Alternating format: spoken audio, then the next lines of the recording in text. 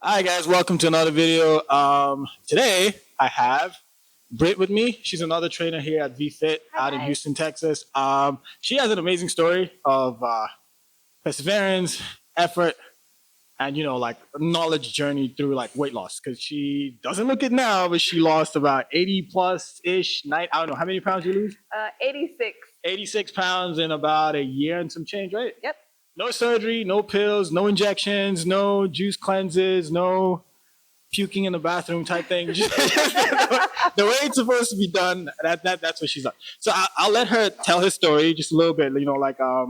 How you ended up there and how you worked your way back to where you are right now.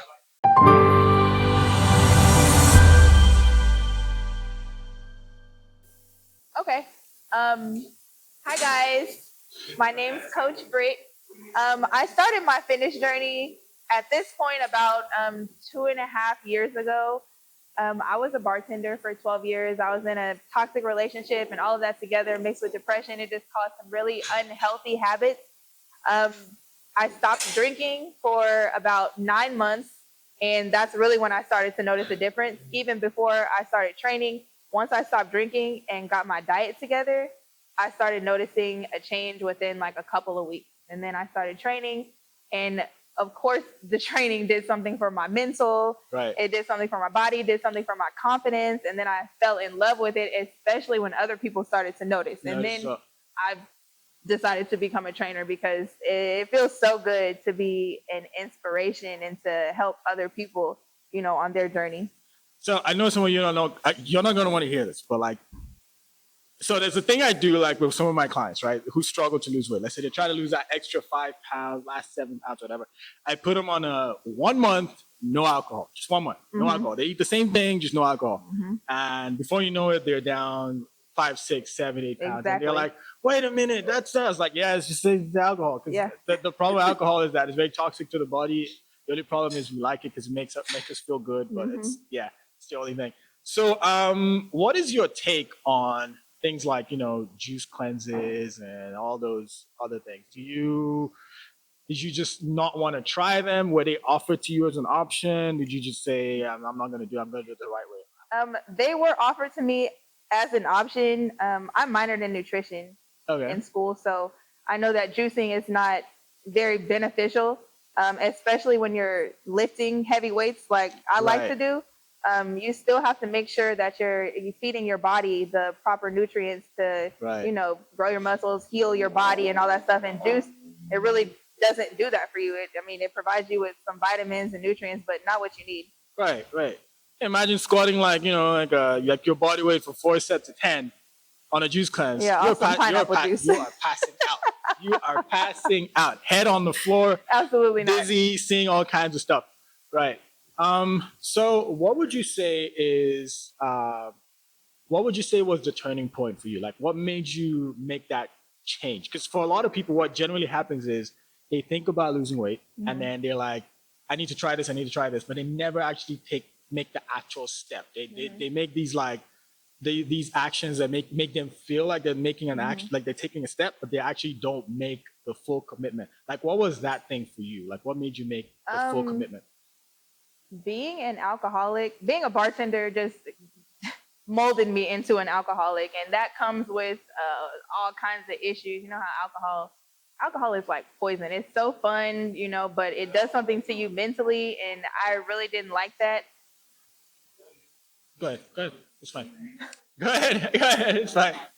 Also, I went through a breakup, so that's the reason why I stopped drinking. I just wanted to get my head on straight, and Go ahead. I just wanted to get my head on straight, so I stopped drinking.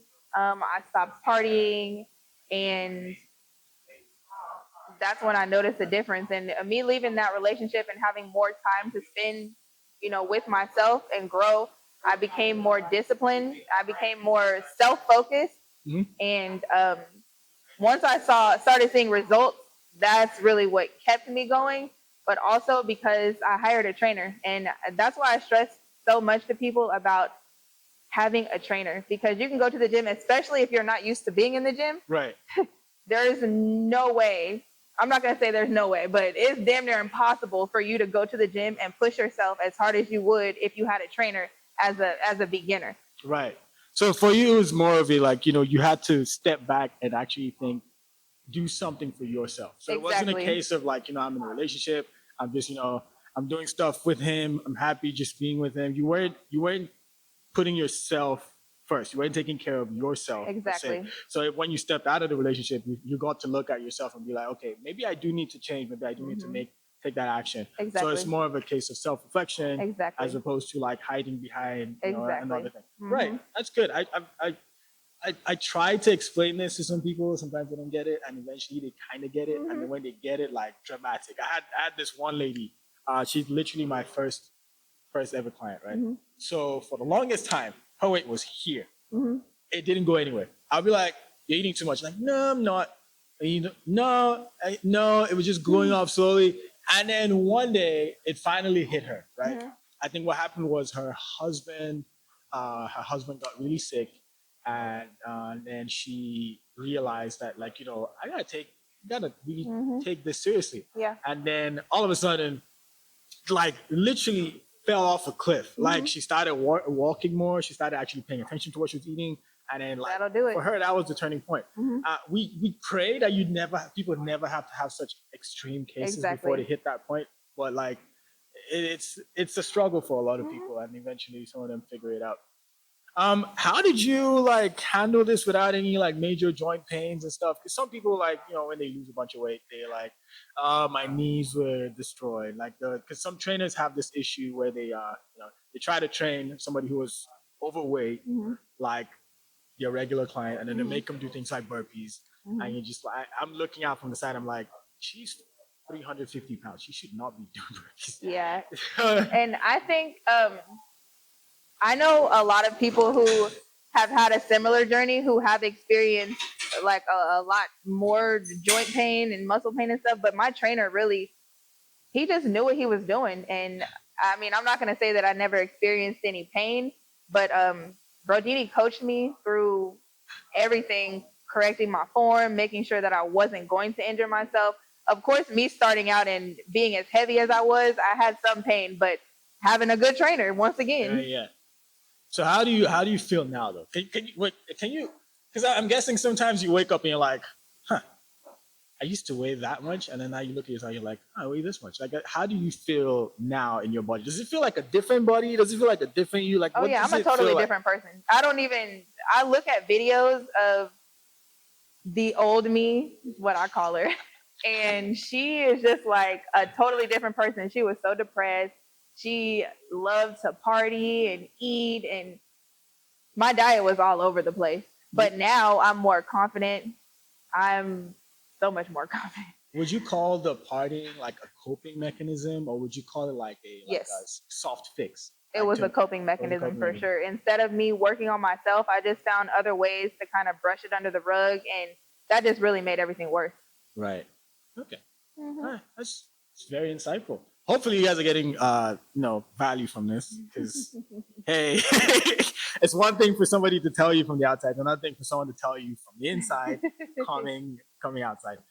Another thing, just last one. So like when you were doing your weight loss journey, obviously clothes have to change, right? A lot of people are being like, I don't. Did you have to budget a whole new wardrobe, or did that kind of just happen as life was going on? No. So honestly, I haven't bought a new wardrobe yet. I have just been, if I have an event, I'll just go buy an outfit because I cannot fit any of my clothes. So if you see me outside, 9 times out of 10, I'm going to be dressed look just like this because all of this stuff still fits. Right. All right. Thank you so much for doing this. Thank you for encouraging people out there and for giving them some insight. And I will continue trying to, meet with other trainers, other people with some inspirational stories, and try to help you guys figure out how to discover a fitter, stronger you together. Thanks. Thank you. Mwah.